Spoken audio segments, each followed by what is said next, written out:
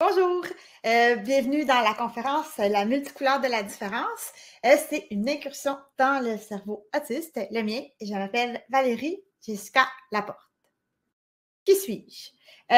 J'ai 45 ans. Oui, je sais, sur la diapo, c'est écrit 44. J'ai oublié de le mettre à jour. J'ai un diagnostic d'autisme. C'est niveau 1 pour ce qui est des interactions sociales et de la communication. Le niveau, c'est le niveau d'aide nécessaire.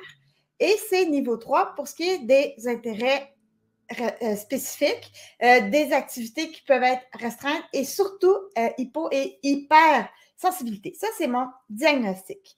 J'ai 3 enfants qui ont 17, 19 et 21 ans. Je suis designer graphique, photographe, auteur et je m'implique énormément dans le domaine de l'autisme. Je fais de la sensibilisation. Je suis beaucoup sur les réseaux sociaux. J'aime le sujet. Je partage sur le sujet. J'explique sur le sujet. Puis aujourd'hui, je vais vous en parler selon mon point de vue. Alors, on commence. D'accord. Je vais vous parler de l'histoire de Andras Thomas. Andras Thomas, il n'est pas autiste. C'est pas pour ça que je vous en parle aujourd'hui, mais son histoire m'avait vraiment impressionnée. C'est un soldat hongrois. En 1944, il a été capturé par les Russes à travers un groupe d'Allemands. Il avait 19 ans. Et la langue hongroise, c'est une langue qui ne ressemble pas aux autres langues européennes.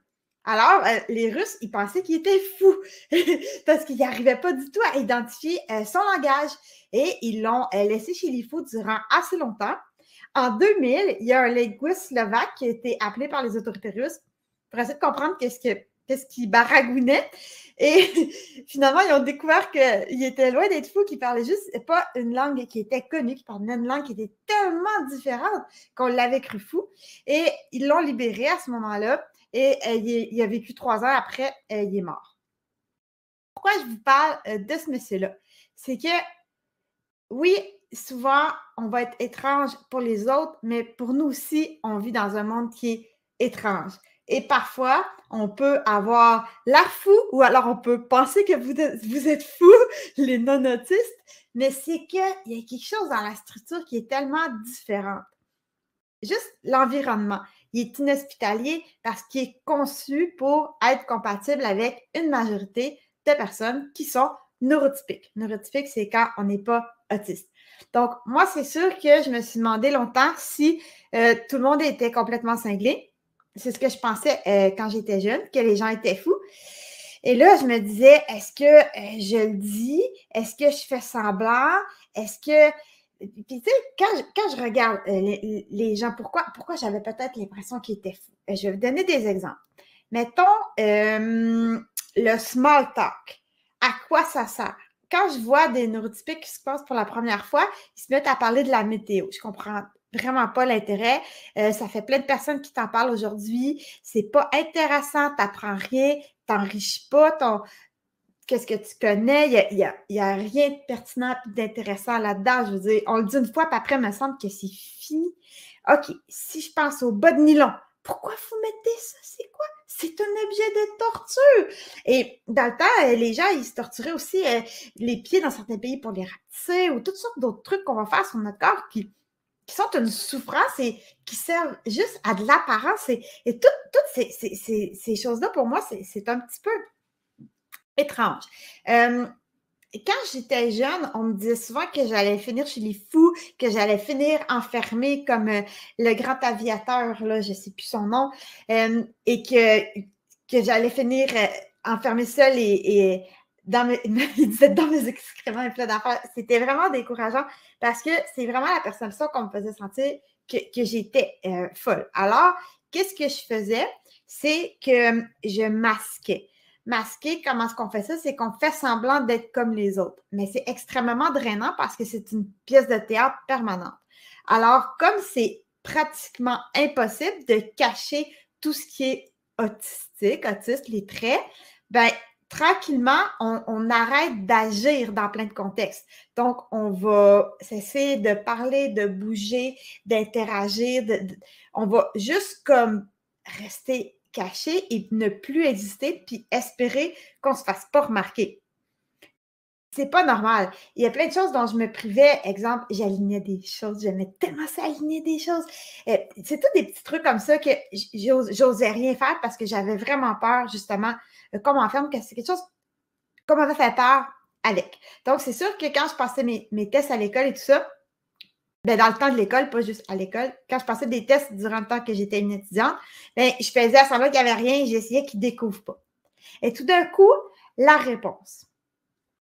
La réponse, je l'ai eue à 38 ans. J'ai maintenant 45 ans. C'est une amie qui m'a convaincue de passer des tests pour savoir qu'est-ce que j'avais. Elle s'en doutait très bien. Tout le monde s'en doutait, en fait. Et moi, je n'avais pas voulu passer ces tests-là avant parce que j'avais des enfants, puis je me disais, s'ils voient comment je suis différente, ils vont me surveiller, ils vont m'enlever mes enfants, ils vont vouloir me médicamenter. Je ne connaissais rien à l'autisme. Et là, tout d'un coup, on m'arrive avec ce mot-là, on dit, t'es autiste. OK. Mais là, on se met à chercher sur Internet, puis qu'est-ce qu'on se rend compte? C'est qu'on est plusieurs.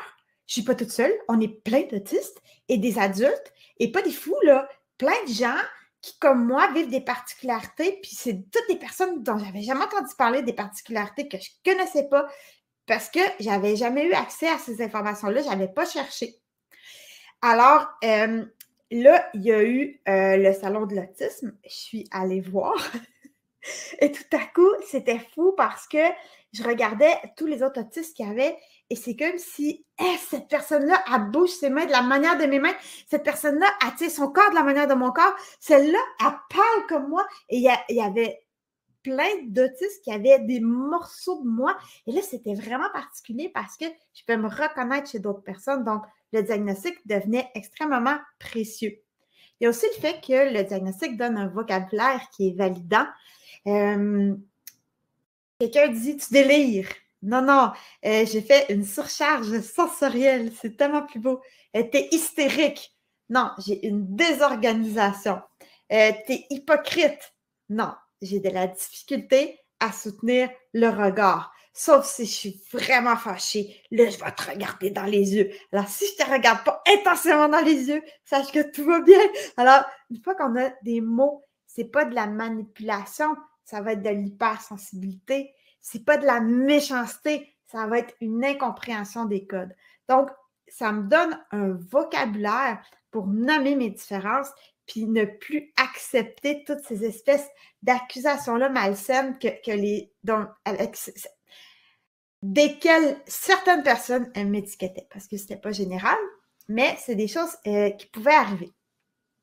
Et aussi, ce que ça donne, c'est de l'accès à énormément d'astuces puis de conseils qui sont aussi beaucoup sur Internet, les réseaux et tout ça. Mais tu sais, si, mettons, je dis comment laver les cheveux de mon enfant autiste, je vais en trouver des choses. Mais si je google comment laver les cheveux de mon enfant, ce ne sera pas du tout les mêmes informations. Et tout à coup, il y a cette mine d'or-là qui est à portée de main.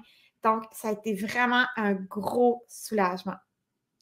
Ce qui m'a donné, je dirais, une permission. Ça m'a vraiment fait évoluer beaucoup d'avoir ce diagnostic-là. J'étais dans un club photo. Là, je vais recommencer, mais j'arrête un bout. Et dans ce club photo-là, ben, avant le diagnostic, je faisais comme ailleurs. J'essayais de cacher comment je suis pour pas que les gens s'en rendent trop compte. Donc, je longeais beaucoup les murs, je me cachais. Ben, pas je me cachais, mais j'essayais d'être low profile. Et il y a un des messieurs, suite au diagnostic, qui a dit que c'est comme si j'étais née. C'est aussi le sentiment que j'ai eu d'une grosse libération.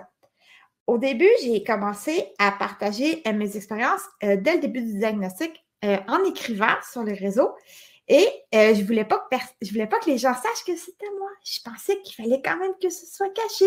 Plusieurs personnes m'avaient dit « tu peux pas dire ça, c'est personnel, on dit pas ça qu'on est autiste ». Et moi, j'arrive là-dedans. Je ne sais pas que c'est correct encore. Je connais pas ça. Et j'ai peur. Alors, mes photos étaient de dos.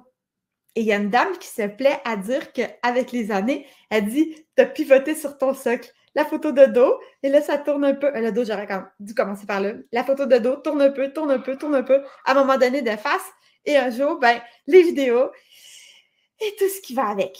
Et maintenant, je me suis vraiment donné comme mission de créer un pont qui est entre les autistes et les neurotypiques parce que une fois que la communication se fait entre les deux univers, il y a tout un monde entre les deux sur lequel on peut se réunir. Puis c'est ce pont-là que je vais essayer de créer pour que ça arrive. Je veux dire, on est juste nous, puis c'est correct comme ça. Puis c'est pour ça que je raconte l'autisme. Alors, allons-y, je vais raconter l'autisme. Je vais vous parler de l'aspect social. L'aspect social. Vous savez, vous vous en rendez pas compte pour la plupart, mais il y a une énorme partie des interactions sociales qui sont simplement instinctives.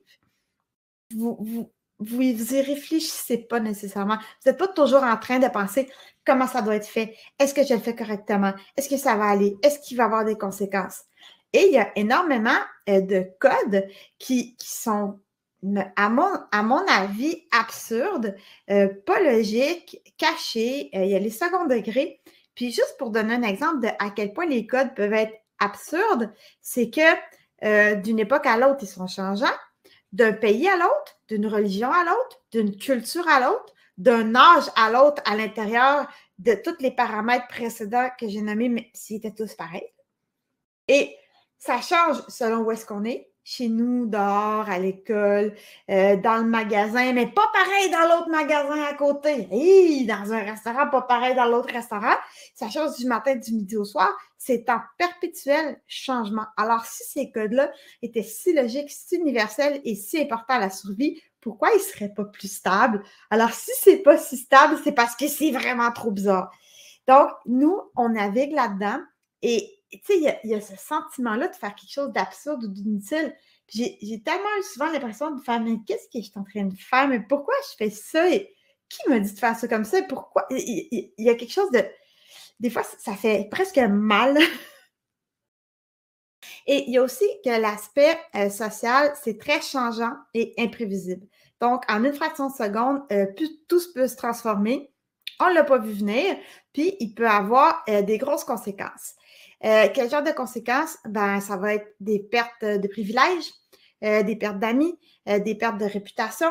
Quand on était jeune, dès qu'on faisait une erreur sociale, il y avait beaucoup de cris, de gens fâchés, de gens qui pouvaient nous toucher parce que oui, il pouvait y avoir les autres enfants qui étaient fâchés, qui bousculaient, mais il y a l'adulte qui nous touche pour nous enlever de là et nous punir ou peu importe. Je veux dire, il y avait un énorme envahissement suite à n'importe quelle petite erreur. Alors, c'est certain qu'on devient méfiant puis qu'on tombe un petit peu en hyper-vigilance tout le temps par rapport à l'aspect social. Et ça, c'est un gros stress qui, à mon avis, est complètement inutile et malsain. Je vais y aller avec des exemples. D'accord. Pour éviter les drames sur tout l'aspect social, j'ai accumulé un peu de données avec l'âge, hein? J'ai 45 ans, je l'ai déjà dit, et je me suis rendu compte qu'il y avait des sujets qui étaient des sujets qui pouvaient me mettre plus à risque que quelqu'un se fâche, ou que ça passe pas, ou que je me fasse dire arrête, bon, peu importe. Et il y a des grands sujets qu'on connaît tous, desquels il faut se méfier, tout ce qui a rapport avec sexualité, religion, voyons, la politique, cette affaire-là, tout ce qui est un peu fanatique, mais j'ajouterais l'argent, la mort, les lois. Il y a comme des sujets comme ça que je ne sais pas pourquoi, mais à chaque fois qu'on a eu avoir des discussions là-dedans, j'ai fini par me mettre dans le trou d'une façon ou d'une autre. Donc, quand ça arrive comme il y a quelqu'un, il y a 2 semaines, 3 semaines, elle m'a dit que sa mère était décédée. Puis là, je la regardais. Puis j'étais figée là, parce que je me disais, à chaque fois qu'il y a quelqu'un qui meurt quelque part, je me mets dans le trouble. Qu'est-ce que je fais? Qu'est-ce que je dis? Et j'ai énormément de difficultés avec les phrases toutes faites comme mes condoléances parce que pour moi, la sincérité est quelque chose d'extrêmement important. Et pour moi, ce n'est pas un mot qui m'appartient, ce n'est pas un mot qui est dans mon vocabulaire, ce n'est pas quelque chose que je me suis approprié. J'ai besoin d'intégrer l'information que tu me donnes, j'ai besoin de te répondre quelque chose qui est réel. Et pour moi, ça, c'est du ça va bien, oui, toi, et ça vaut absolument rien. Fait que moi, quelqu'un qui a perdu sa mère, pour moi, c'est comme, bref, c'est trop gros. C'est trop gros. Alors, je fais juste les éviter. Ça s'appelle les sujets alertes. Comment je fonctionne, c'est que dès qu'on touche à ces sujets-là, j'ai comme une alerte, puis je me dis, attention, attention. Et j'ai partagé mon astuce à ma fille à propos des sujets alertes, et il y a celui de l'argent. Et là, son ami lui demande, combien tu gagnes chez Tim Hortons? Et là, ma fille a dit, ma mère, elle veut pas que je le dise. Là, son ami a dit, de quoi ta mère, elle veut pas que tu le dises? J'ai pas le droit de parler d'argent. Il a fallu que j'aille une autre conversation avec ma fille.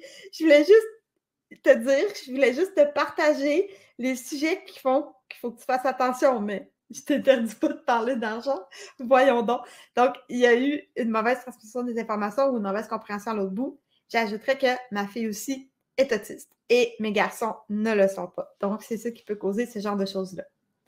Il y a beaucoup le ton de voix. Le ton de la voix, dans le fond, je vais avoir de la difficulté à le choisir et je vais souvent avoir de la difficulté à l'interpréter. Alors, je vais être très, très aux aguets de plein de micro-signaux dans le ton de la voix, mais des fois, je passe complètement à côté quand même.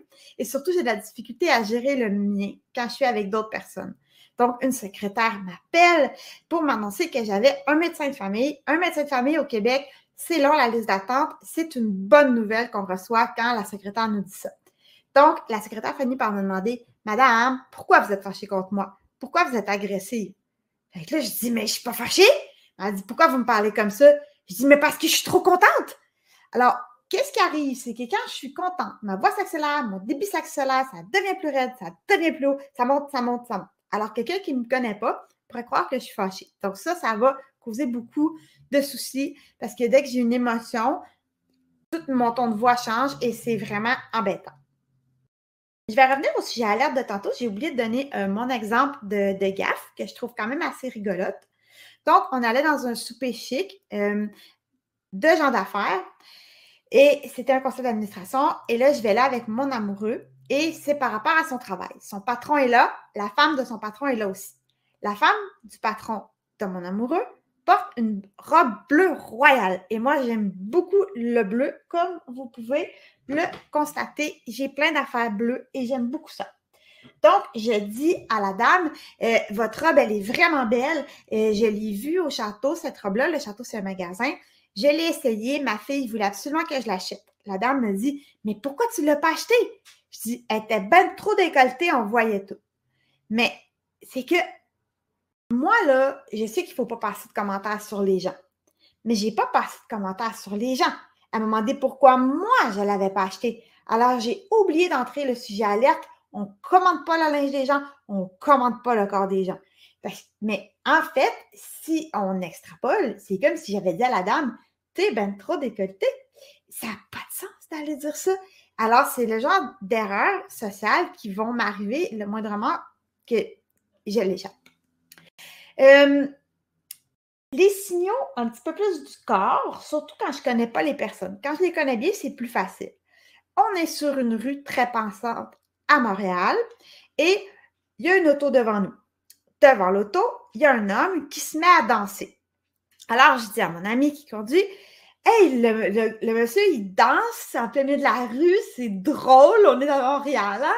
Puis c'est cool. » Là, elle me dit, « Il danse pas, Val. » Comment ça, il danse pas? Elle dit, « Il est fâché. » Pourquoi il serait fâché? Elle dit, ben, l'auto devant nous, elle empiète sur le passage piétonnier, il ne peut pas traverser. Alors, ce qu'il est en train de faire, c'est de se fâcher contre le conducteur en avant de nous. Moi, j'étais certaine qu'il dansait. Donc, prenons cette situation-là, puis imaginons que c'est moi qui est au volant. Et le monsieur, il danse devant moi. Qu'est-ce que je vais faire si c'est quelqu'un qui danse devant moi? Je vais partager sa joie. Je vais trouver ça le fun. Je vais peut-être faire un beau bye-bye, un beau sourire, il va comme rire. Mais lui, il est fâché, là. Il va penser que je ris de lui. Je peux me mettre à risque de violence et ça m'est arrivé plusieurs fois dans des situations qui peuvent ressembler à celle-là où est-ce que des gens se sont fâchés parce que j'avais fait l'erreur. Donc, ce qui est important, c'est de comprendre l'intention de la personne autiste. Quand on fait une erreur sociale comme ça, demandez-nous notre intention. Est-ce que notre intention était malveillante? C'est vraiment très rare, à moins que vous ne soyez vraiment pas du monde, mais là, vous le méritez. Ou notre intention était comme juste, ça n'a rien à voir. Et une fois qu'on l'a nommé, pardonnez-nous parce que c'est pas de la méchanceté, c'est vraiment souvent plus difficile. Je vais vous montrer 4 photos qui vont vous montrer à quel point ça peut être difficile de comprendre les expressions du visage. Si je commence avec la première photo, parce que moi, à un moment donné, ce qui s'est passé, c'est que j'ai décidé que je voulais comprendre mieux les expressions du visage. J'avais accès à un appareil photo numérique. J'ai commencé à prendre plein de photos, je les accumulais et j'essayais d'accumuler des données, de faire des comparaisons entre elles. Donc ça, c'est mon fils qui a maintenant 17 ans et il est en train de monter un module, d'escalader un module. Et si on regarde sa bouche, ses lèvres sont vers l'intérieur et sont serrées avec les dents. Moi, je connais le contexte. Le contexte, c'est de la détermination, c'est un objectif. Donc, si je vois cette bouche-là, je pourrais penser que ça pourrait vouloir dire ça, mais ça me prend plus de preuves que ça parce qu'au niveau des yeux, je ne vois rien, à part le regard vers le haut, mais c'est là qu'il regarde, donc il n'y a pas vraiment le choix. Donc, je vais passer à une photo suivante. La suivante, si je regarde, elle a encore la bouche vers l'intérieur, mais elle ne peut pas être en détermination puis en objectif parce qu'elle a terminé un marathon. Ça veut dire qu'elle peut être fatiguée, soulagée, fière, je ne sais pas quoi. Pourtant, instinctivement, moi, en regardant cette photo-là, j'aurais pensé qu'elle avait une grosse peine pour quelque chose, une déception. Mais ça ne se peut pas parce qu'elle vient de terminer quelque chose, tout le monde l'acclame et elle est supposée de vivre du bonheur. Alors moi, je suis toute mêlée. Je continue à accumuler des informations sur des gens qui ont la bouche fermée, comme ça. Je vais passer à la photo suivante. On a un homme avec encore la même bouche. Par contre, il regarde vers le bas. Donc, ici, c'est un tournoi de pétanque et il a perdu son point. Par contre, c'est seulement un tournoi de camping, ce qui n'est pas très grave. Alors, je me dis, d'accord, si on met la bouche comme ça et qu'on penche la tête, alors ça veut peut-être dire qu'on est déçu. Ça prend une combinaison de plusieurs facteurs. Je continue à regarder et là, la quatrième photo, que vois-je? Le monsieur qui fait la même bouche, mais c'était la même journée et c'était aussi au tournoi de pétanque et il a aussi perdu son point. Mais lui, il regarde avec un regard déterminé à mon sens à moi. Pourtant, il est supposé d'être déçu parce qu'il vient de manquer son point à la pétanque. Comment voulez-vous que je m'y retrouve? Quand on montre les émotions aux enfants autistes, quand on apprend ça, on a des emojis, mais ils sont clairs, on est habitué. Ils mettent des visages comme la personne a pleure, je vous dis, oui, on va comprendre, là, mais il y a bien trop de subtilité. Un enfant, OK, il va l'annoncer, il va rire, il va pleurer, ça va être clair. Mais les adultes, il y a tellement de détails. Je vais continuer à propos des émotions. En parlant des émotions, OK, je vais vous parler de l'empathie. Il y a un mythe qui circule à l'effet que les autistes n'auraient pas d'empathie. Je dis plein de choses, plein de témoignages. Il y a de la variante au niveau de l'empathie. Je pense qu'on ne la vit vraiment pas de la même façon. Je pense qu'elle est plus complexe parce qu'il y a des étapes supplémentaires pour la vivre. Déjà, il faut se rendre compte qu'il s'est passé quelque chose de l'autre côté. C'est certain qu'on ne sera pas empathique devant une situation dont on n'a pas connaissance de l'existence. Et les fois, je me suis fait le plus reprocher mon manque d'empathie. J'étais zéro au courant qu'il se passait quelque chose parce que je ne l'ai pas vu. Donc, si on ne peut pas identifier ce qui est en train de se passer, on ne peut pas être empathique. Ce n'est pas un manque d'empathie. À ce moment-là, ça sera un manque d'information par rapport à la situation. Deuxième chose, une fois qu'on est au courant de la situation, les autistes, plus que tous les autres, ont besoin de pouvoir comparer à eux, comparer à leurs propres expériences, le ramener à quelque chose qu'ils auraient pu vivre pour jumeler l'émotion à une émotion qu'ils auraient pu ressentir. Donc, si j'ai jamais eu de deuil, je ne peux pas comprendre. J'avais de la difficulté à comprendre le lien de quelqu'un avec son animal avant d'en avoir. Pour moi, c'était comme tellement abstrait. Je ne suis pas empathique. Je ne comprends pas ce que tu vis. Une fois que je suis au courant, une fois que j'ai trouvé un comparatif, c'est pas obligé d'être la même situation, là, mais quelque chose, un point de comparaison quelconque, bien là, après ça, il faut que j'intègre ça, que je traite l'information, que j'analyse, puis après, je vais décider qu'est-ce que je ressens. J'ai déjà assez de misère comme ça à identifier puis à classer mes propres émotions. Là, quand c'est les vôtres, on a un délai. Alors moi, j'appelle notre empathie l'empathie différée. L'empathie différée, c'est l'empathie souvent qui va être à retardement, qui va me demander un temps d'analyse, qui ne répondra peut-être pas toujours aux attentes immédiates de quelqu'un, mais qui va être très présente quand même. Et je peux être très sensible par rapport à ça. Je vais y aller avec un exemple. Dans le fond, il y a quelqu'un qui est décédé. Et là, oui, on m'a vraiment dit que j'avais manqué d'empathie. Donc, je reçois un texto OK, j'aurais dû recommencer l'histoire du début. Je la repars du début. Je reçois un texto. C'est urgent, c'est urgent, c'est urgent. Là, j'étais occupée, là. Et là, c'était comme, ça avait l'air bien donc dramatique. Et là, finalement, je rejoins la personne, j'arrête tout ce que je suis en train de faire. Je suis un peu en panique. Je me dis, mon Dieu, est-ce qu'il faut que je prenne l'automobile, que je sorte de la maison, que je me dirige à quelque part? Je suis déjà en mode, je dois me préparer. Et là, une fois que j'ai eu contact avec la personne, on me dit qu'il y a quelqu'un qui est mort. La personne est décédée. Donc, je fais OK. En quoi c'est urgent? À quoi c'est urgent? Et là, on n'a pas compris que j'avais dit ça, mais c'est parce que je ne peux rien y faire. Elle est décédée. Je ne ressuscite pas les gens.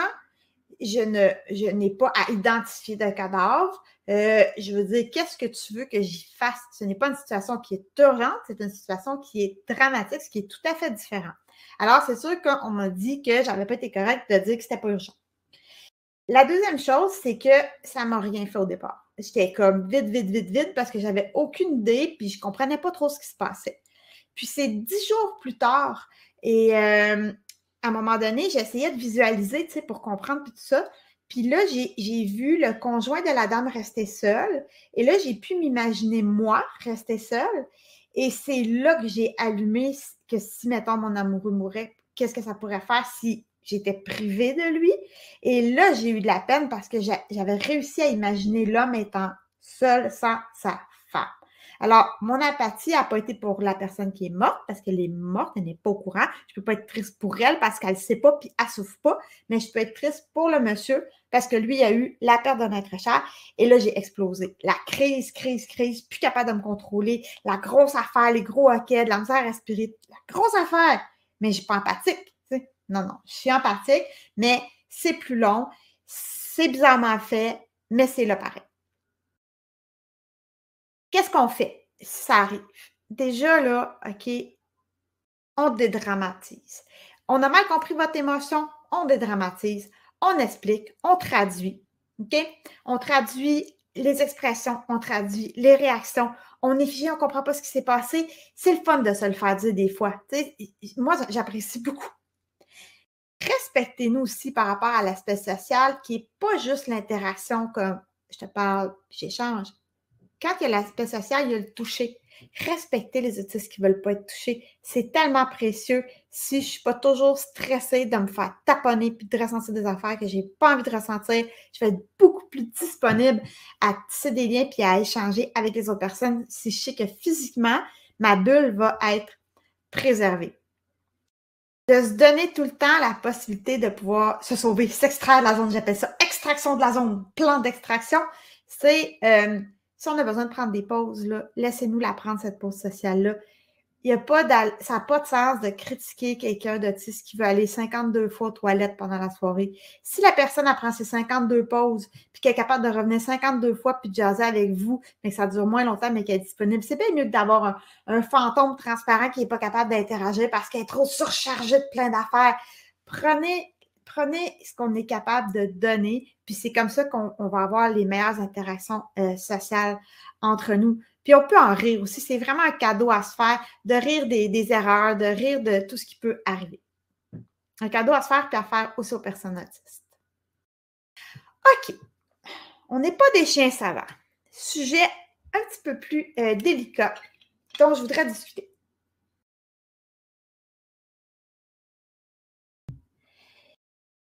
Certains parents, certains professeurs, certains thérapeutes vont dresser, éduquer, mais ne vont pas partager l'information vraiment de façon saine. Il y a encore une place aux États-Unis, une école, puis j'ai vérifié l'information parce que j'y croyais pas. J'ai contre-vérifié, puis non, c'est vrai. Une école qui fonctionne encore avec des chocs électriques pour les enfants autistes. Et là, il y a comme un organisme qui s'est mêlé de tout ça pour l'interdire. Et là, ça a été comme voté. Il y a eu une loi pour l'interdire très, très récemment. Mais là, les parents de l'école, tout ça, ont contesté puis veulent garder le droit d'avoir ces chocs électriques-là. Mais je veux dire, leur raison, c'est nos enfants se mettent en danger puis ils se font du mal sinon, puis ça les protège d'eux-mêmes. OK? Pourquoi ailleurs on n'a pas besoin de ça? C'est qu'à un moment donné, ils ont utilisé ça comme méthode, c'est devenu ça la méthode, c'est ça la méthode, puis oui, OK, je peux bien croire que ça va les empêcher de se faire mal là, mais c'est pas possible. C'est pas vrai qu'il n'y a pas d'autres méthodes. Il y a plein de méthodes. Et dernièrement, je parle de quelque chose qui est dans les quelques derniers mois. Il y a un professeur d'université au Québec qui a commencé à parler positivement de donner des chocs électriques aux enfants autistes pour mieux les dresser. Puis elle a dit que les autistes n'avaient pas d'affaire à s'en mêler parce que c'était les parents qui les enduraient. Je la cite. Alors, voilà, ça se passe encore, c'est du dressage. C'est pas tout le temps aussi pire que ça, c'est sûr. Mais je l'ai quand même vécu personnellement vraiment comme, parce que j'ai pas eu de choc électrique, mais je l'ai vécu comme vraiment, tu fais cette action-là, tu n'as pas d'affaire à comprendre pourquoi, tu n'as pas d'affaire à comprendre comment, tu n'as pas d'affaire à comprendre le contexte, je t'ai dit de le faire, tu le fais, puis c'est ça, puis imite, OK? Petit chien savant. Ben, on n'est pas des petits chiens savants. Puis ça, tout ce que ça fait, c'est qu'on masque. Le masking, j'en ai parlé au début, c'est extrêmement malsain. Durant un temps de masking, la personne n'existe pas. On est sur pause. Je peux me mettre sur pause, je peux cacher qui je suis si je fais une pièce de théâtre, mais si je suis toujours dans la pièce de théâtre, je vais devenir le personnage de cette pièce de théâtre-là et je vais m'effacer. C'est malsain. Quand j'étais enfant, il y avait un mur avec plein de petites fleurs rouges sur le mur. Et c'est pas inventé et c'est pas de là que vient ma passion du bleu. J'en reviens juste pas que l'histoire soit si concordante avec ce que je ressens par rapport au bleu. Mais une adulte m'a dit, et s'il y avait une fleur bleue parmi toutes les fleurs rouges? Ça n'aurait pas de sens, hein? Ça n'aurait pas d'allure. Arrête de vouloir être différente, puis fais comme les autres. Les autres fleurs sont rouges, sois rouge. Puis moi, j'avais dit, mais oui, mais non, au contraire, mais pas juste une en fait. Parce que ce qui serait pas pire, c'est que même s'il y a plein de fleurs rouges, de temps en temps, il y en a une d'une autre couleur, plein des bleus. Puis j'avais dit ça, puis la personne était comme, là, tu comprends pas qu'est-ce que je veux dire. Là, puis là, tu viens de faire de la rhétorique. Puis non, non, regarde, c'est... Pour moi, la différence m'apparaissait déjà comme quelque chose qui fait partie de la nature. Il y a toujours eu des différences, il va toujours en avoir. C'est des différences qui font la norme. Je veux dire, la norme, c'est pas la seule chose qui existe, c'est la moyenne la plus populaire. C'est correct? Alors moi, je veux être la fleur bleue. Il y a un journaliste au Québec, peut-être plus un chroniqueur qu'un journaliste, je ne sais pas, en tout cas, bref, il y a une phrase que M. Stéphane Laporte a dit qui m'a vraiment rejoint. Il a dit « Quand parviendrons-nous à laisser chacun avoir l'air de ce qu'il veut ou peut avoir l'air? Quand cesserons-nous de tous vouloir avoir l'air de la même affaire? » Puis il a tellement raison. Je suis moi-même, je suis enfin moi-même, OK? Je me laisse la permission. Puis il y a des contextes où est-ce que je me laisse la permission encore plus fort. Je ne suis pas 100% explosive 24 heures sur 24 de comment je pourrais être parce que ce serait peut-être beaucoup.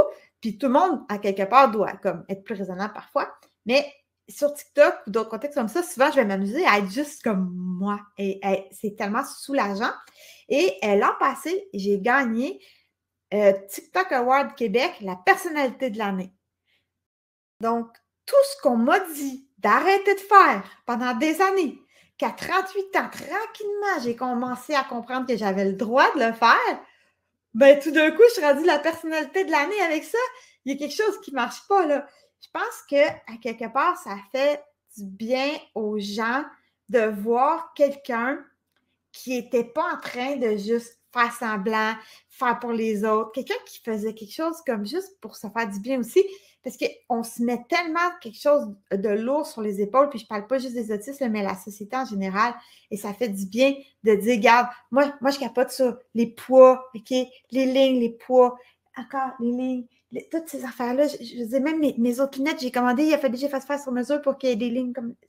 J'aime ça, OK, c'est ça que j'aime, pourquoi pas, juste être nous-mêmes. Bon, c'est bien beau d'être nous-mêmes, mais il faut vivre en société. Puis, la société, ben, elle a ses petites règles avec lesquelles je ne suis pas toujours d'accord. La société a souvent eu envie de cacher ses handicapés, bien qu'elle le fasse de moins en moins. Et les gens ont souvent eu envie, besoin, comme moyen de défense, de cacher leurs handicaps. Je pense à un humoriste qui a une main plus petite que l'autre et qui mettait toujours sa main dans sa poche. Mais pourquoi? Est-ce que tu as fait du mal? Est-ce que tu as fait un vol à main armé qui a fait qu'on t'a tiré dans la main à cause de ça et qu'il te manque des doigts parce que tu as fait un crime? Non, ta main est plus petite parce que tu es né comme ça. Je veux dire, ça n'a aucun sens. C'est pas normal qu'on ait honte de choses comme celle-là. C'est tellement absurde. Il y a une dame, je reviens encore à TikTok, mais tu sais, je suis beaucoup là-dessus ce temps-ci. Alors, c'est une dame que j'ai vue sur la plateforme qui a des malformations, des kystes assez importantes au visage. Ça endommage beaucoup son visage, puis ça surprend la première fois qu'on la voit. Donc, moi, je la vois la première fois, tu sais, c'est surprenant. Et là, je la revois une deuxième fois et moins surprise. Je la vois une troisième fois, puis après quelques fois, c'est normal. C'est normal parce qu'il y a eu une exposition. C'est normal parce que cette personne-là s'est mise de l'avant. Je veux dire, elle a eu des messages pas corrects, c'est ça, de la haine et tout ça. Mais elle a décidé qu'elle, elle normalisait sa différence. Puis ce que ça fait, c'est que ça normalise pour les autres aussi. On arrête de se cacher. On prend notre place à part égale. Je veux dire, il n'y a aucune raison valable. On a juste à normaliser. Pour normaliser, il faut comprendre. Il faut comprendre parce que l'humain est fait pour avoir peur de ce qu'il ne connaît pas. C'est normal, ça l'a protégé longtemps. Si on ne sait pas c'est quoi le fruit, il ne faut pas le manger parce qu'on peut s'empoisonner. C'est un petit peu le même principe. Il faut comprendre. Donc, souvent dans les films, on va voir certaines choses ressortir qu'on va associer à de la violence, de la folie, des choses comme ça. Et on va voir du flapping, du hurking et des éléments comme ceux-là ressortir comme étant des éléments de folie, ce qui n'est absolument pas normal. Parce que ce n'est pas le cas. Ça va être souvent, les gens font ça pour s'apaiser, pour se concentrer, faire de la modulation sensorielle. Je veux dire, pour moi, le flapping, c'est une manière de communiquer certaines choses. C'est une manière de me réguler. Parce que si je fais un flapping qui est comme ça, c'est un enthousiasme. Si j'écarte beaucoup les doigts, c'est que j'ai peur. Et si c'est vraiment intense, c'est comme ça. Je veux dire, c'est un mode de communication. Et il n'y a pas de raison d'avoir peur de ça. Une fois qu'on le comprend, une fois qu'on l'explique, une fois qu'on le dédramatise, ben ça passe. La recherche sensorielle, il y a plein de façons. Il y a des façons, effectivement, qui ne sont pas éthiques de faire la recherche sensorielle, qu'on doit faire seul, tout ce qui est intime, mais il y a plein de recherches sensorielles qui peuvent être faites de façon tout à fait saine. Moi, je m'apaise avec des pinces comme ça et ça me donne vraiment l'impression de dessouffler. OK? C'est comme, on dirait que je deviens toute molle. Ça me relaxe. C'est des points de pression qui sont profonds, qui vont me faire énormément de bien. Et ces pinces-là, je les traîne partout. Moi, j'en ai presque rien à cirer de ce que les gens vont me dire par rapport à ça. Maintenant, j'assume. Mais tu sais, je ne suis pas un enfant de 12 ans qu'il faut qu'il fasse ses preuves à l'école par rapport aux autres. Et je me priverais tellement de quelque chose d'apaisant parce que cet outil-là me permet d'éviter peut-être une crise, d'éviter une surcharge, d'éviter de pleurer. Si je suis capable de dessouffler par là, au lieu de dessouffler par les yeux en pleurant, mais pourquoi pas? Si ça peut me faire du bien, c'est toutes sortes de petits objets comme ça que je vais avoir qui vont m'apaiser, donc normaliser ça. OK, c'est pareil, ça fait comme un ancrage, tous ces objets-là, ça permet d'avoir comme un ancrage au sol. Puis la vraie question qu'il faut se poser, c'est est-ce que c'est grave? Pardon. Il y a eu un gros bruit. Désolée. Est-ce que c'est grave? Est-ce que ça cause du tort à la personne? Est-ce que ça cause du tort à l'entourage de la personne? Ou est-ce que ça empêche la personne de fonctionner? Si ça répond négativement à ces questions-là, ben c'est pas grave, on arrête de paniquer. Je vais maintenant parler de la rigidité. On m'a souvent dit que j'étais tellement pas flexible. Pourtant, il me semble que je suis flexible. Bon, en tout cas, oui, il y a de la rigidité beaucoup en autisme, les chemins mentaux. Donc, les imprévus. Les imprévus, c'est comme si tout à coup, tu prenais tout le dessin de comment tu visualisais ce qui est en train de se passer, tu le détruisais. Tu le lançais à côté, il fallait que tu recommences. Donc, s'il y en a plusieurs, un à la suite de l'autre, ça devient vraiment difficile à gérer. C'est pour ça que quand j'entre dans une pièce, j'ai un petit délai. J'ai besoin d'un petit temps pour m'habituer. C'est pour ça que l'autre fois, quand j'étais en train de souffler mes bougies d'anniversaire, puis qu'on s'est mis à me crier que maîtresse était en feu, je n'ai pas été capable d'arrêter parce que j'avais commencé tout mon mouvement, je l'avais tout visualisé et ma tresse, elle a brûlé jusqu'à une certaine hauteur et j'ai passé un certain temps avec une tresse plus courte que l'autre et carbonisée. Oui. C'est pour ça que lors d'une panne d'électricité, une panne de voiture, quand j'ai pas pu rejoindre mon amoureux tout de suite, puis que j'ai dû appeler la dépanneuse, que la police a bloqué la rue, qu'on a appelé le taxi, et tatati, tatata, quand l'amoureux m'a rappelé pour me dire « Ah, t'as juste enlevé la clé puis la remettre, le véhicule, il va redémarrer, je vais le faire réparer en fin de semaine. » C'est pour ça que j'ai pas été capable de le redémarrer parce que j'avais déjà refait mes chemins mentaux une fois et j'étais pas capable de les faire 2 fois. C'était trop. Alors, ça m'a coûté une dépanneuse, une demi-journée de travail, le taxi pour ma fille, etc. C'est une destruction de l'image mentale. Les routines sont importantes. C'est ça qui arrive. La vraie question, c'est OK, je suis rigide. En quoi ça te dérange, toi? Pourquoi c'est si agressant pour les gens que je sois rigide? Est-ce que je t'ai empêché, toi, de faire quelque chose? Non. C'est à moi seule que ça va causer des inconvénients. Je suis parfaitement au fait des inconvénients que ça me cause. Par contre, les inconvénients sont encore plus grands si je ne tiens pas compte de mes rigidités. Posez-vous toujours cette vraie question-là. C'est-tu vraiment grave? Est-ce que ça dérange vraiment? C'est quoi la vraie intention quand j'ai cette rigidité-là? Le droit d'être confortable, puis le droit d'être bien, c'est pas réservé juste aux gens qui sont dans la norme. Tout le monde a le droit d'être confortable. OK. La rigidité, elle aide beaucoup quand on manque d'instinct. C'est comme en tout cas, moi, je trouve que ça m'aide d'être rigide. Puis, je suis vraiment plus confortable dans des éléments qui vont être comme le code de la route. OK? Le code de la route, c'est quelque chose qui est vraiment rigide. Les gens n'ont pas l'air de le comprendre, là, mais c'est tellement parfait. Et c'est des petites images, toutes claires, tout le temps faites de la même façon, avec les mêmes couleurs, avec le même traitement graphique. C'est tout le temps la même logique, les mêmes thèmes classés de la même façon.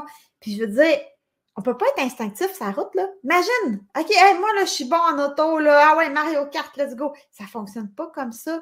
Cette rigidité-là, pour nous, ça nous permet de fonctionner dans des contextes qui sont plus clairs, je dirais. Par contre, quand on arrive avec un bébé, on reçoit un livre d'instruction à l'hôpital qui pourrait ressembler au code de la route sans les dessins. Puis, pour moi, c'était primordial de faire exactement ce qui était écrit dans ce livre-là, alors que ça ne se pouvait pas, en fait, de suivre le livre. Alors, c'est sûr que ça a été beaucoup plus difficile d'avoir cet instinct maternel-là. Et on appelle ça effectivement instinct parce qu'il y a toute une série de choses qu'il faut laisser aller et qu'on ne peut pas respecter ce qui est écrit. Et ça m'a nuit énormément au début avec mon premier enfant parce que je pensais que je devais suivre le livre à la lettre et je faisais tellement d'angoisse avec ça et je me mettais tellement ça lourd sur les épaules et je laissais aller rien d'instinctif parce que pour moi, c'était survie du bébé, survie du bébé. C'est ça. La poignée de main, c'est un des touchés que je trouve les plus faciles parce que justement, il y a plein de règles. Pour moi, c'est ouvre, avance, ferme, 1, 2, 3, fort, relâche, remets. Je veux dire, c'est comme tac, tac, tac. Ça devient plus facile. Qu'est-ce qui est immuable? Qu'est-ce qui est rassurant? Des règles. Pour vrai, pour survivre, c'est plus facile pour les personnes autistes comme ça. En parlant du toucher, OK. J'en ai parlé un petit peu tantôt à propos du toucher. Tu sais, là, le fait de oh, je t'aime, j'ai le droit à des câlins. Si tu sais que tu fais mal à l'autre, pourquoi tu y imposes ça? Puis les gens ne se rendent pas compte, mais ça commence à se dire de plus en plus. Les notions de consentement, ça ne s'applique pas juste à la sexualité, ça s'applique au toucher aussi, puis à l'enfant aussi. Puis si l'enfant autiste, il n'a pas le loisir de refuser un toucher non désiré, comment il va savoir qu'est-ce qu'il a le droit de refuser plus tard, puis quand est-ce que ça commence, le consentement? C'est des questions qu'il faut se poser. OK. Là, le toucher, c'est les choses qu'on touche. Il y a le sens du toucher, mais il y a la proprioception aussi. On a souvent tendance à mêler les gens. Fait que je vais y aller avec la proprioception aussi. Puis, je vais vous parler un petit peu du linge. On est rigide? Soyez flexibles, OK? Laissez-nous mettre des vêtements qui nous permettent de fonctionner. Ça s'adapte des règles. Oui, je sais que des fois, on est supposé de mettre certains types de vêtements dans certaines situations, mais si, là, pour nous, là, d'éviter les vêtements extrêmement inconfortables, ça peut nous aider à fonctionner. Laissez-nous le faire. Il y a moyen. Arrêtez d'habiller un enfant d'une façon qui souffle le martyr parce qu'il faut qu'il soit beau à Noël. Il va détester votre Noël. Puis, il y a aussi des manières de toucher autrement. Il y a plein d'astuces pour privilégier un toucher qui peut être plus agréable des fois avec les enfants autistes. Et j'avais donné un truc à un des parents parce que ça varie vraiment d'une personne à l'autre, mais l'enfant faisait du sport. Et l'enfant était souvent ankylosé. Et c'est un enfant qui n'aime pas être touché, mais en fait, ça ne veut pas dire qu'il n'aime pas être touché sur tout, ça veut dire qu'il n'aime pas être touché de cette façon-là. Donc, j'avais proposé de passer par comme un massage où est-ce qu'il y a mal, mais quelque chose d'organisé puis qui est nommé. Donc, d'y aller en disant, OK, tu sais, tu as mal à la cheville, tu veux-tu, je vais t'appliquer quelque chose sur la cheville, je vais masser cette zone-là de cette façon-là. Mais là, c'est des premiers touchés, mais ça devient des touchés agréables. Fait que c'est sûr que ça ouvre la porte à d'autres sortes de touchés après, mais il y a des étapes. Si le toucher est toujours désagréable, bien, il va avoir la porte à aucun toucher. Fait que des fois, il y a moyen d'arriver autrement, puis de s'informer sur qu'est-ce qui est vraiment tannant. Peut-être que c'est parce que tu flattes, puis peut-être que flatter, je ne suis pas capable. Peut-être que masser, je vais vouloir ou compresser, ou peut-être que si c'est 3 secondes puis je sais que ça ne s'éternisera pas, peut-être que je vais être capable. Donc, des fois, d'être un petit peu plus créatif là-dessus, puis de ne pas invalider, de ne pas être le tortionnaire. OK. L'amitié. Des humains, ça touche puis ça fait du bruit. OK? Fait que c'est sûr que moi, des amis, j'en voulais pas. J'avais surtout des amis pour la fonction utilitaire. Donc, ce qui arrivait quand j'étais plus jeune, c'est que j'entrais en relation avec quelqu'un pour apprendre quelque chose de précis. Une fois que la chose précise était apprise, puis ça évoluait, ben je me sauvais. Parce que si mettons, je me sauvais pas à temps, ça virait mal. Ça virait mal parce que, ben, soit que c'est les amis qui me lâchaient ou ben,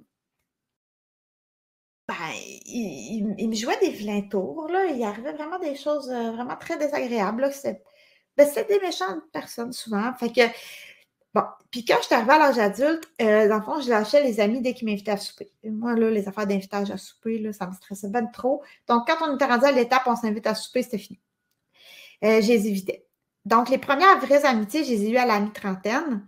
Ça va être assez fréquent chez les personnes autistes. Puis pourtant, c'est pas qu'on veut pas d'amis, c'est qu'il y a une façon peut-être différente de vivre nos amitiés. Puis moi, ce que j'ai réalisé pour moi, c'est qu'il faut absolument que ce soit vécu à travers des activités, à travers des cadres clairs et que quand c'est pas clair, quand c'est quelque chose qui est comme on sait pas trop ce qu'on va faire, comment est-ce qu'on va le faire, c'est tellement angoissant que je préfère éviter. Puis, il y a aussi le fait qu'il faut qu'on connaisse qu'est-ce qu'on vaut comme personne avant de commencer à entrer en relation avec d'autres personnes pour créer des liens d'amitié. D'accord. Maintenant, je vais vous parler de la surcharge sensorielle. Vous connaissez les sens, il y en a plus que 5. Bon, proprioception, l'ouïe, l'odorat, tout ça, vestibulaire. Et vous savez que les personnes autistes, on peut être souvent très envahies par les sens et que ça va arriver qu'on va avoir des surcharges au niveau des sens. Comment est-ce que je dirais qu'il faut aborder ça? C'est de se dire que c'est inévitable, OK? On va l'accepter, c'est quelque chose qui va arriver, c'est quelque chose qui est normal, on ne va pas en ajouter, on va l'accepter, puis de faire qu'on l'accepte, bien, ça va faire que pour nous, on va le vivre plus facilement, ça va durer moins longtemps, on va récupérer plus vite, on ne va pas avoir la honte après, on n'aura pas besoin de ne pas se représenter auprès de vous parce qu'on ne sera pas mal d'avoir eu une surcharge sensorielle. J'ai eu une grosse surcharge sur un pont. Je faisais de la course avec un groupe et c'était un groupe avec lequel je m'entraînais le matin très tôt, soit à la course, soit au gymnase et on vivait ça 3 fois par semaine ensemble. C'est pas un groupe qui était des amis. Donc, tu sais, il y avait quand même un coach, c'était quelqu'un que je payais, mais tu sais, je veux dire, c'est pas des personnes proches. Et là, il y a ce pont-là qui est étroit et qui est en hauteur et il faut courir dessus et j'ai écrasé. J'ai écrasé, j'étais plus fonctionnelle, il n'y avait plus rien à faire avec moi et je me suis mis à être en mutisme. Ça a duré une bonne demi-heure, le mutisme, c'est-à-dire qu'il n'y a pas un seul mot qui était possible de sortir. C'était bloqué, bloqué, bloqué, là. J'essayais, j'ai été capable d'écrire une demi-heure plus tard le mot pont parce qu'il me demandait qu'est-ce que j'avais. Mais rien d'autre. Et quand le coach a vu que j'avais écrasé, au lieu de se précipiter comme un fou, il est resté à une certaine distance et il a dit es-tu tombé? Non, de la tête. Es-tu blessé? Là, lui, il a éliminé comme les trucs graves. Puis là, il a juste attendu. Il ne m'a pas approché. Je ne sais pas comment il a fait pour être aussi juste parfait. Il a attendu que je sois capable de comme me lever. Mais tu sais, j'ai vraiment de la misère à le traverser, ce pont-là. Puis j'ai pleuré tout le long. Puis après, là, j'étais tellement honteuse. Là, on est arrivé 2 jours plus tard et on devait s'entraîner encore. Et c'était pas de la course cette fois-là. Et je suis arrivée et j'ai dit, tu sais, je m'excuse tellement, j'ai honte, puis j'étais pas bien là-dedans. Puis ce qu'il m'a répondu, c'est pas de trouble, cher. Là, c'était comme juste, ça veut dire, il n'y en a pas de problème. M'en fous, moi. Puis il m'a dit aussi, j'ai tout là apprécié, moi, dans la vie. C'est comme, il me donne le temps, puis il me donne la marge de manœuvre. Fait qu'il m'a vraiment enlevé un stress. Sauf que je n'avais pas l'intention de faire une crise sur le pont à chaque fois que j'allais passer sur le pont. Donc, ce qu'on a fait, mon ami et moi, c'est qu'on a décidé à plusieurs reprises d'essayer d'aborder le pont de différentes façons. On a fait des tests pour pouvoir, pour que je sois capable d'aller sur ce pont-là par moi-même avec le groupe par la suite. Mais je suis allée juste avec mon ami qui est autiste aussi. Donc, j'ai une vidéo de 41 secondes à vous montrer. C'est parti. Ça, c'est moi sur un pont sur lequel j'avais eu une crise quelques jours auparavant. J'étais pas capable de traverser, j'avais trop peur. Mon ami m'y a ramené, puis il m'a aidé à l'affronter petit pas par petit pas. On voit que je suis vraiment terrorisée, surtout quand j'arrive à la portion qui me stresse. En m'aidant à me concentrer sur l'essentiel, mon ami me répétait « Mets ton talon en avant de ton gros orteil ». Et c'est comme ça que doucement, même si c'était vraiment difficile, je voulais tellement y arriver que j'ai fini par y parvenir. J'ai dû fermer mes yeux, j'ai dû avancer à petits pas, j'ai dû recommencer plusieurs fois, mais après, j'étais tellement contente. Quand on a un handicap, il ne faut pas se comparer. Il faut célébrer les moindres petites victoires. C'est ça qui fait qu'on avance.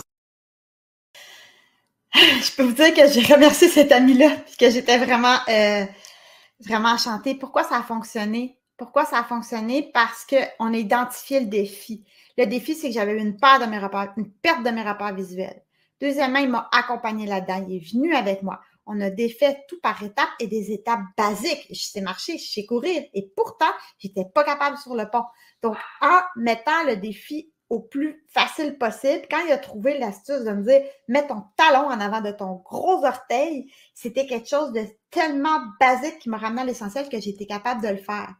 Mon ami qui est venu avec moi, puis le coach lors de l'événement, puis après l'événement, ils ont été calmes, ils ont été de bonne humeur. Il n'y a personne qui a dit « il n'y a rien là ». Il n'y a personne qui a dit « c'est dramatique ». Il n'y a personne qui m'a humiliée. Puis on a je ne sais plus c'est quoi le mot, mais on était tellement contents des progrès. En tout cas, on a quelque chose par rapport au progrès, mais on était contents de ces progrès-là. Je vais vous parler rapidement des intérêts spécifiques.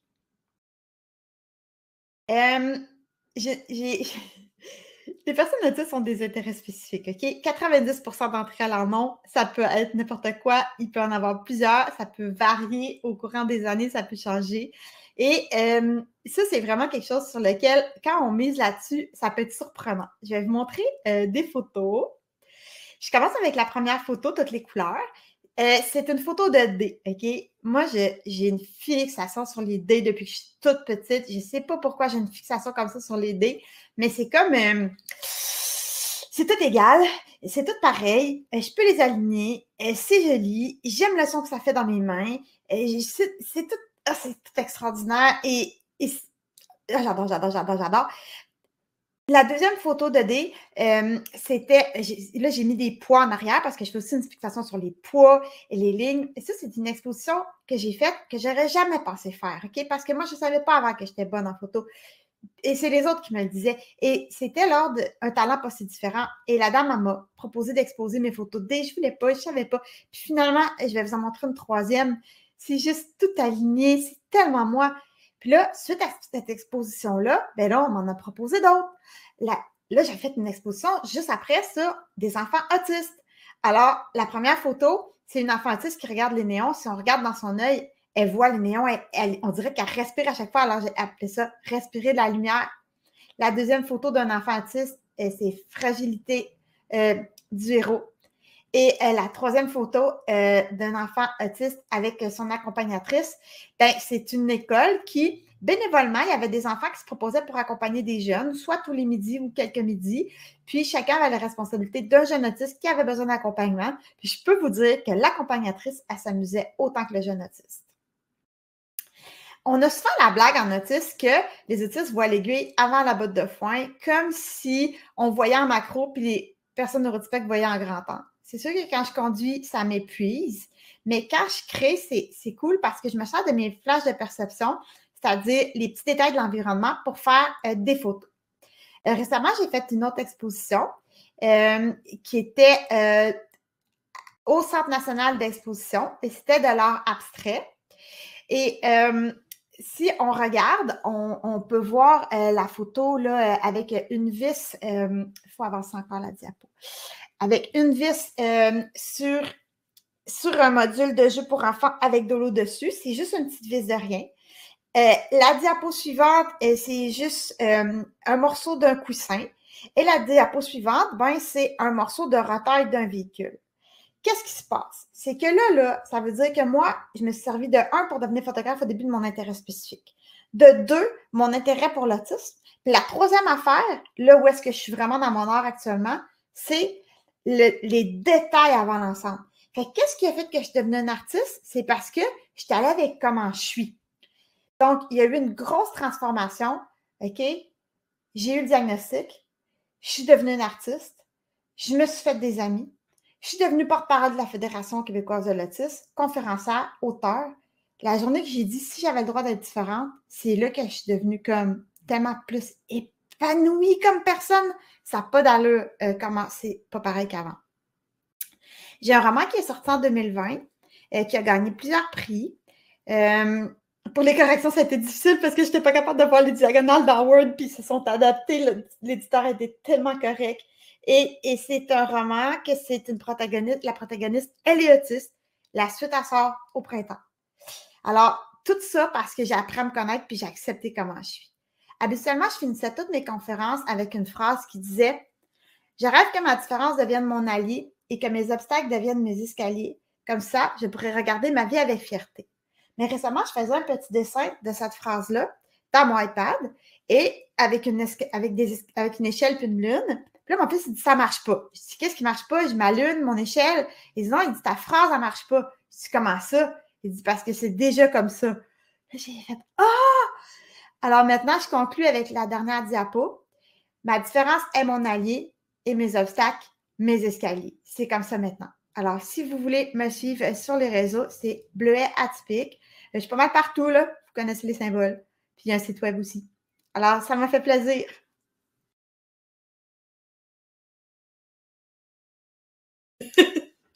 OK.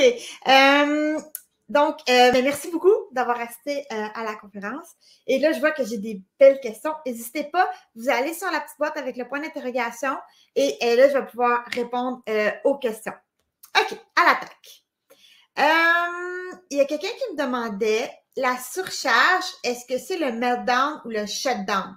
La surcharge, c'est overwhelm en anglais. C'est comme, il y en a plein, il y en a plein, il y en a plein, puis c'est avant que tout pète. Parce que le meltdown, le shutdown, c'est quand justement on n'a pas traité la surcharge, on ne s'est pas occupé de la surcharge, on n'a pas fait ce qu'il fallait pour l'évacuer, et là, il y en avait trop, et après ça, ça pète. OK. Il y a quelqu'un qui veut savoir si le fait que ma fille a reçu son diagnostic, je l'ai élevée différemment.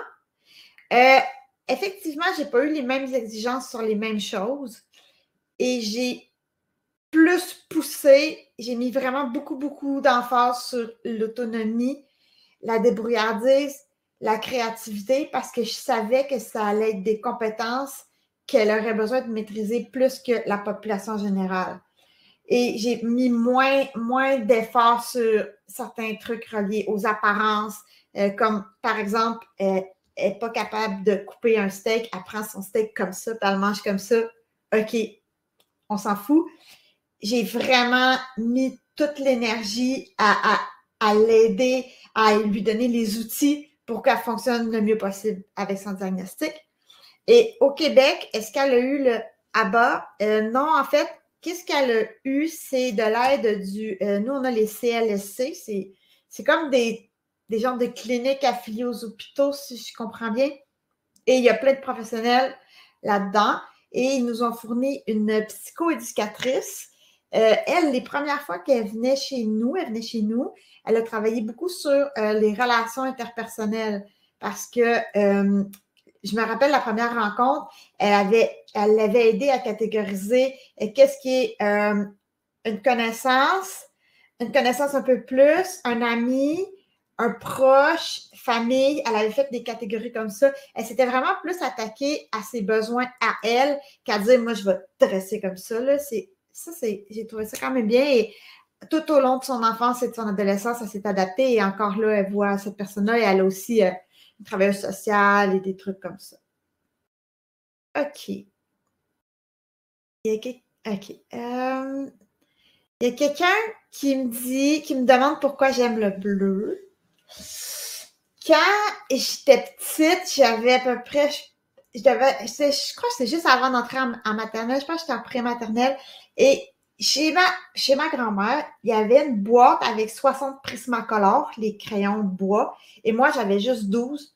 Et là, dans la boîte, il y avait un bleu, là, le bleu royal, là, comme ce bleu-là, et j'ai tellement comme, c'était tellement intense, là, quand je l'ai vu, le bleu, j'ai même goûté, et j'ai plein d'objets de cette couleur-là, et pour vrai, c'était comme, c'était ça, je voulais plein de trucs bleus, je voulais vraiment du bleu, et au cours des années, mon goût pour le bleu a varié, là, tu sais, j'ai eu une passe avec d'autres sortes de bleu, mais celui qui revient le plus, c'est beaucoup celui-là là, que j'aime énormément, sinon bleu électrique, bleu royal, bleu cendré aussi des fois, puis aussi bleu doux aussi. Le bleu, c'est tellement... OK. Les autres questions. Il y a quelqu'un qui me dit merci pour la présentation. Merci beaucoup. OK. Et quelqu'un qui me dit, c'est le chapitre que j'ai écrit dans Spectrum Woman, à voir l'autre webinaire que j'ai fait avec Stéphane Monsieur et Anne Gingras, les intérêts intenses pas spéciaux. Il y a plusieurs mots pour donner les intérêts. J'avais aussi entendu les intérêts spécifiques, que c'était quand même respectueux. Celui qu'il ne fallait pas utiliser, c'était vraiment les intérêts restreints, que lui était vraiment pas représentatif de la bonne façon de le dire, parce que de toute façon, tu sais, c'est pas restreint. Il y a la terminologie, je l'ai ici, autre créatif, on fait toute la terminologie en français de qu'est-ce qui se dit puis qu'est-ce qui se dit pas. Puis là, ben, je dois l'avoir là, pour les intérêts. Intérêt particulier, on peut le dire. Intelligence focalisée, passion. Puis, mais je pensais pas que l'autre mot pouvait blesser. En tout cas, si jamais j'ai fait une erreur, je m'en excuse. OK. Comment est-ce que j'ai appris à mon enfant de ce qu'elle peut et ne peut pas discuter? Écoute, ça n'a jamais vraiment fonctionné. J'ai dû, à un moment donné, me limiter à dire que si quelqu'un a de la peine ou si quelqu'un est en colère, c'est pas un bon sujet. Parce que, tu sais, c'est sûr, j'ai nommé au début ce que je voulais, c'est dire tous les sujets danger, là, comme sexualité, intimité, religion, argent, politique, partisanerie, tous ces trucs-là. Mais même là, elle a de la difficulté à faire la part des choses quand même. Donc, tu sais, comme elle pensait qu'elle n'avait pas le droit de parler d'argent du tout. Donc, une de ses amies qui avait posé des questions sur son salaire chez Tim Hortons, puis elle ne voulait pas le dire parce qu'elle pensait qu'elle n'avait pas le droit. Mais elle a de la difficulté à saisir la nuance entre un sujet dans lequel tu dois être prudent est un sujet que tu n'as pas le droit de mentionner. Alors, finalement, je me suis plus concentrée à y aller avec si quelqu'un a de la peine ou se fâche avec un sujet, ben, tu n'utilises pas ce sujet-là. Est-ce que j'ai des livres à recommander pour les parents et proches qui décrivent les informations, conseils essentiels qui peuvent les aider? Il y a un livre. OK, mes livres sont là. OK, je vais aller les chercher. OK, bouge pas.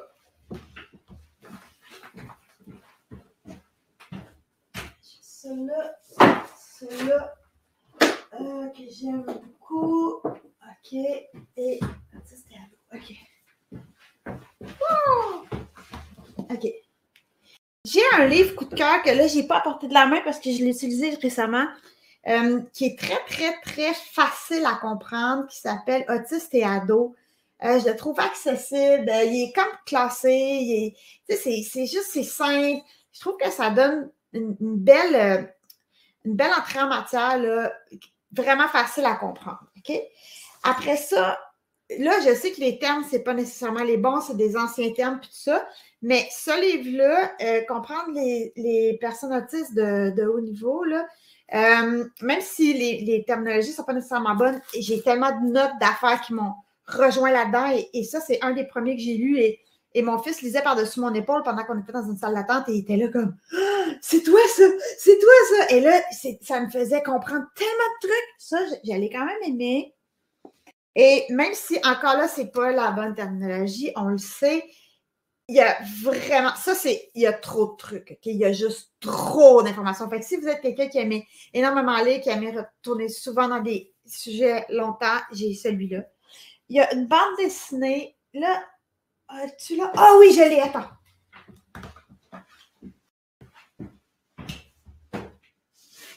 Ah oui.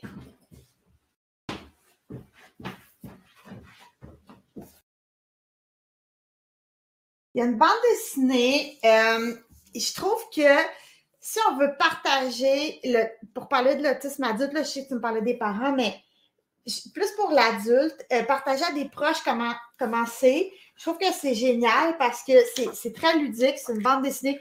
En plus, ça sent bon. Carrément, ça sent bon, la bande dessinée. C'est tout doux, c'est joli, c'est graphique, c'est accessible. Oh, aïe, aïe. Mais pour l'enfant, ben, c'est les plus gros livres là, que j'ai plus appréciés. OK. Il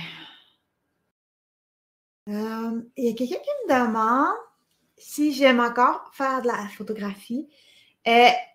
Tellement, c'est devenu tellement gros, tellement extraordinaire.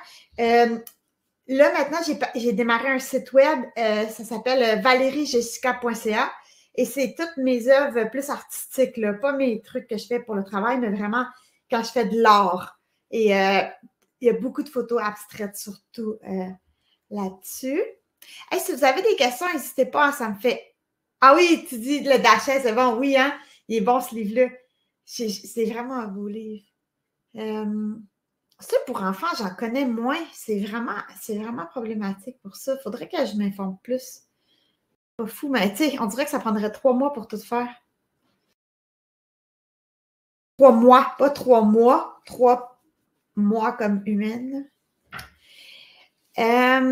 Si vous avez d'autres questions, moi, j'en vois pas d'autres, je crois.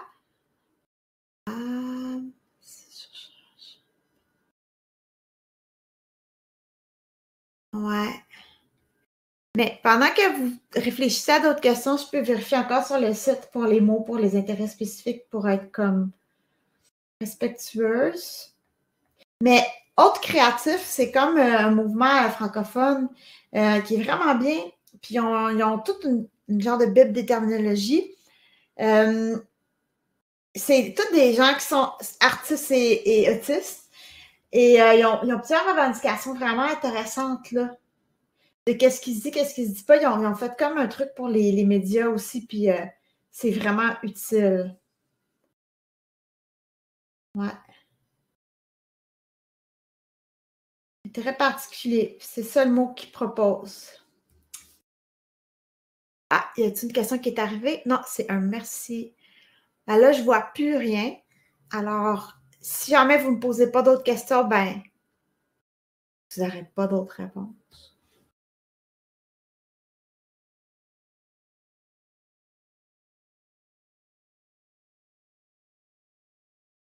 fait bizarre de ne pas vous voir en vrai.